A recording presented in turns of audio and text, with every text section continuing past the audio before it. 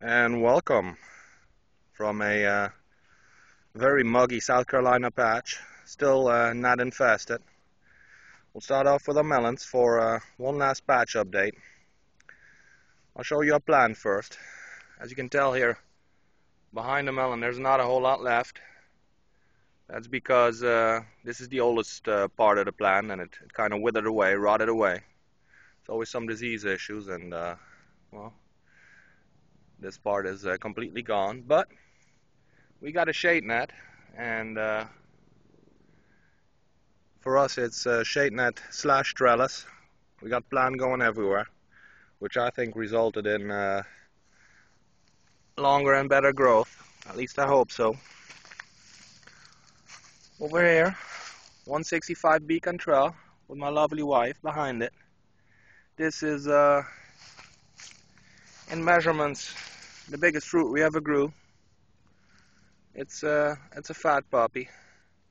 It's not particularly long, but it's very fat. It's got a good girth, and I bet you'd like to know how much, but that's not gonna happen. And in the back there, the Mitchell, a longer melon, pretty too. Measures a little bit smaller than this one here, but very nice size too. Let me move up to the front. As you see our weed-infested patch. This is somewhat of a front view. It's a plump little melon. As it gets darker here in the patch, it's got a nice shape though, nice and symmetrical. As you can maybe can tell from here, it's got a little bit of a flattened top, and actually got some rib development, which is funny. We never really had ribs on a melon before, but I'll show you here in the back. You can actually tell that over here there's some really pronounced ribs. Stem has turned brown in the meantime. It's been brown for a while, but it's still been gaining. We even today we measured over an inch gain, so that's a good thing. Although it's been going slow. Here's the Mitchell. Somewhat of a crocodilian look to it, because it's a little bit longer. This plant started out most promising, but the Cantrell took over pretty soon. They're not going fast no more because of this. You saw the Cantrell. This is the Mitchell plant. Plants are spent right now, but here in this weed-infested part, there's still a lot of melon plant.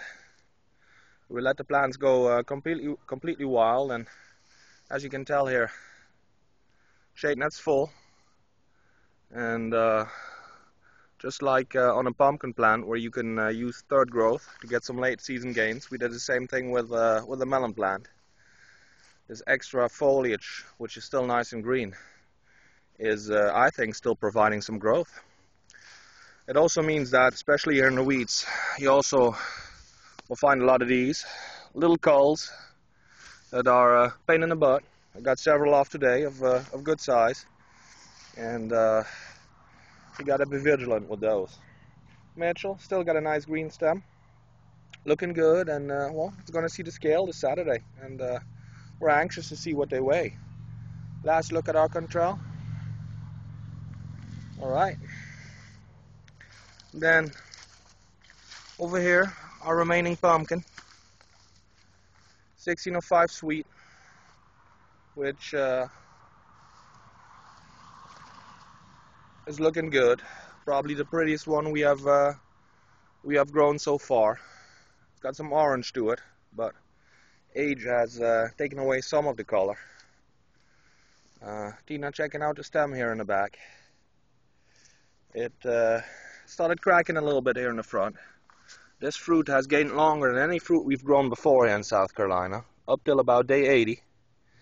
And a couple of days ago, we took off the foliage because we could see the cracks still expanding, and we could still measure gains. So we took them off. With the weigh-off so close, adding 10 more pounds to it, or 15 or 20, isn't really worth losing the fruit. So we had to make a decision. So We took the fruit off, or the side vines off. The fruit is still attached to the main vine, so there's still some nutrient flow going, probably. And that way it's not going to lose any weight while waiting to be picked next Friday. Once again, prettiest fruit we've grown so far. Happy with it.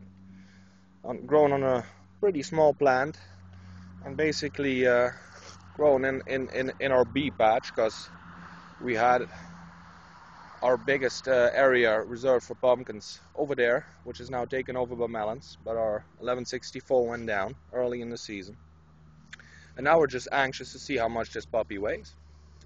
Alright, that's the fruit we have. 1 pumpkin, 2 melons over there in the back.